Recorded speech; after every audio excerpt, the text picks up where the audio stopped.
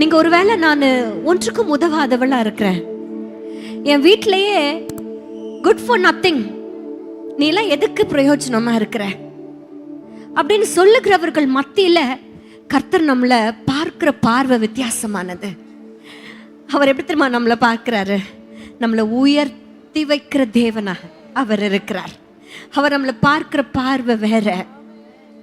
இன்றைக்கு கர்த்தர் முன்பாக நின்று கொண்டிருக்கிற நீங்க நல்லா தெரிஞ்சுக்கோங்க, அவருடைய செல்ல மகள்களா தான் நிக்கிறீங்க. எப்பவுமே அப்பாக்கும் மகள்களுக்கும் ஒரு அஃபினிட்டி இருக்கும். எப்போ ஒரு மேக்னெட்டிக் அட்ராக்ஷன் இருக்கும் அப்பாக்கும் மகளுக்கும். இன்றைக்கு கர்த்தர் என்ன மகளா ஒரு பெண்ணாய் படைச்சதற்காய் நன்றி செலுத்துறேன். ஏன் தெரியுமா? அப்பா கிட்ட இருக்கிற அந்த உறவு, அப்பா கிட்ட இருக்கிற அந்த ஐக்கியம், அப்பா கிட்ட இருக்கிற அந்த நெருக்கம், அப்பா கிட்ட இருக்கிற அந்த செல்லம். சொல்லுங்க, செல்ல பிள்ளை நான்.